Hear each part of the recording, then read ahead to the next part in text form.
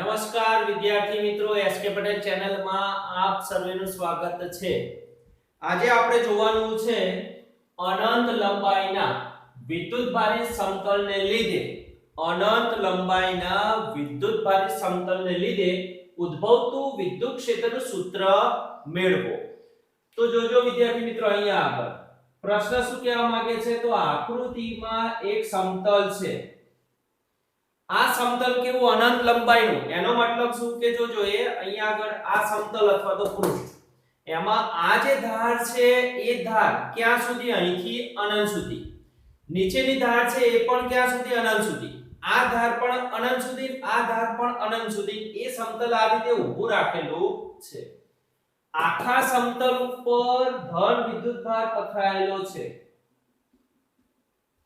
હવે આ ધન વિદ્યુતભાર છે તે એના લીધે સમતલની આસપાસના વિસ્તારમાં વિદ્યુત ક્ષેત્ર કઈ દિશામાં, બહારની બાજુએ કંઈક આ રીતે મળશે।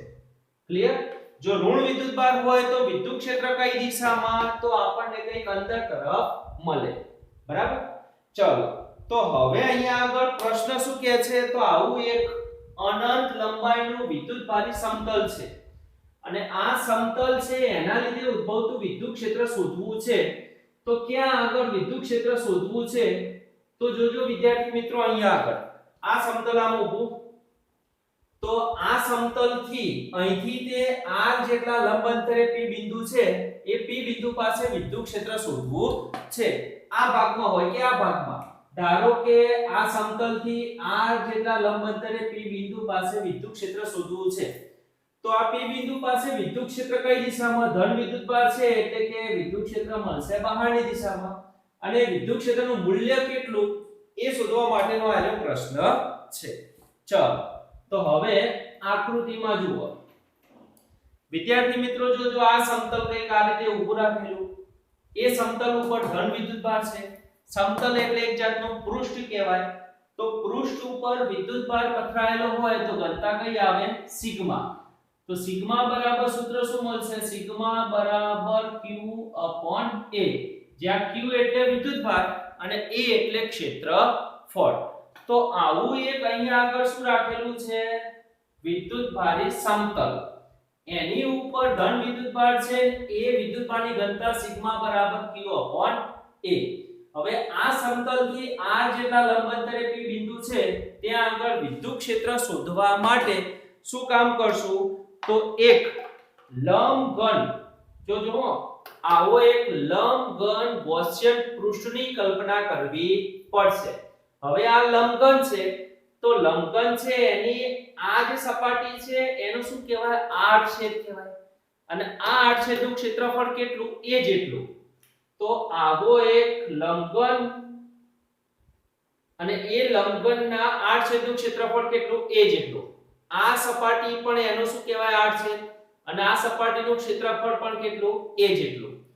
તો હવે વિદ્યુત ક્ષેત્ર શોધવા માટે શું કામ કરવું પડશે તો આ વિદ્યુતભારી સમતલ એની આસપાસના વિસ્તારમાં એટલે આ ભાગમાં એક અડધો લંબઘન લીધો અને એટલો ને એટલો અડધો આ ભાગમાં લંબઘન લીધો, તો આ બાજુનો અડધો આ બાજુનો અડધો એટલે કે એક આખો લંબઘન ની કલ્પના આપણે કરીશું। શેના માટે, વિદ્યુત ક્ષેત્ર શોધવા માટે।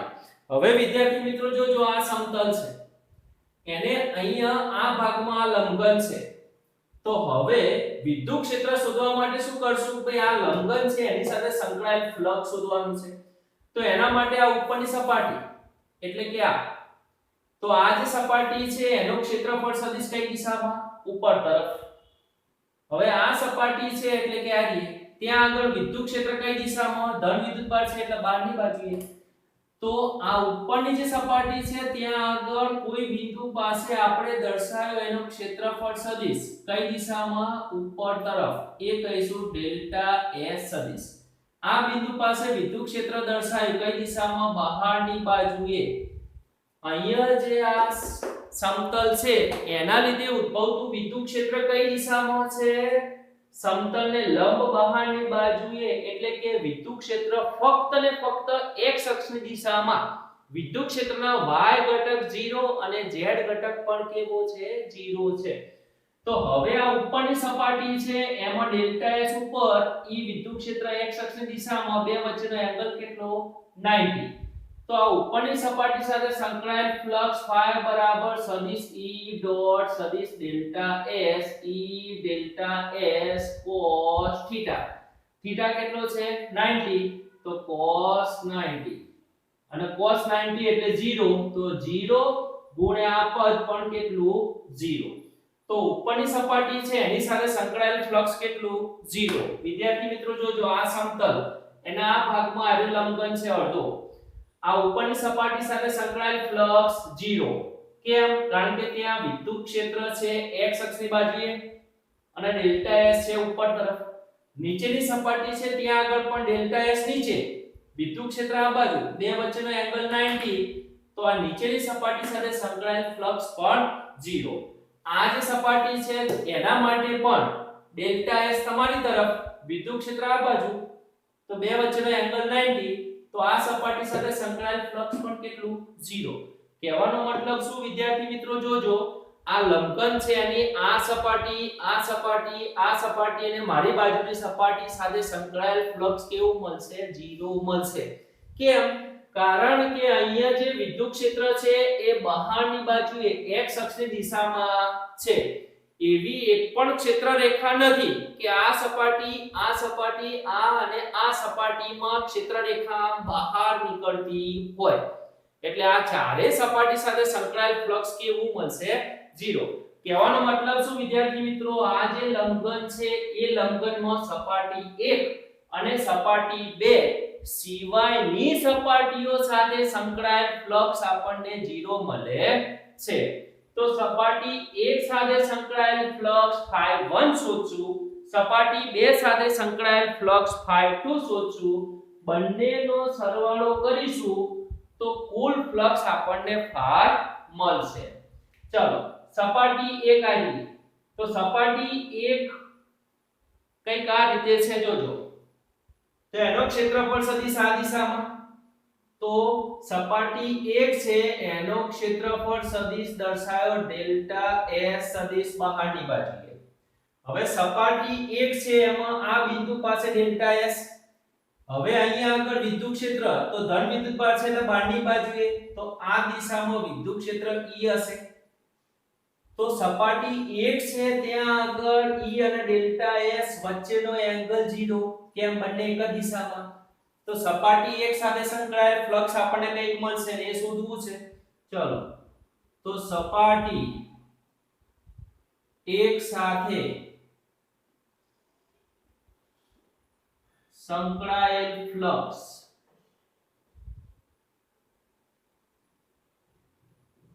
એ ફ્લક્સ કહીશું phi1. તો phi1 બરાબર સૂત્ર શું? સદિશ E ડોટ સદિશ ડેલ્ટા S. E અને ડેલ્ટા S નો અદિશ ગુણાકાર, ડોટ ગુણાકાર. તો અહીંયા આગળ E delta S cos theta, અને થીટા કેટલો છે? E અને ડેલ્ટા S વચ્ચેનો ખૂણો છે 0, એટલે કે cos 0.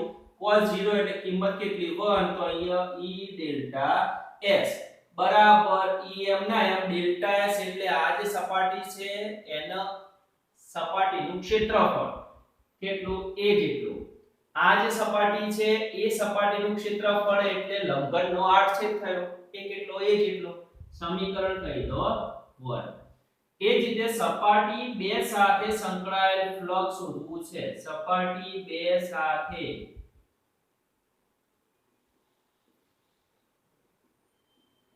સંકળાયેલ ફ્લક્સ, અને એ ફ્લક્સ કહીશું આપણે phi2.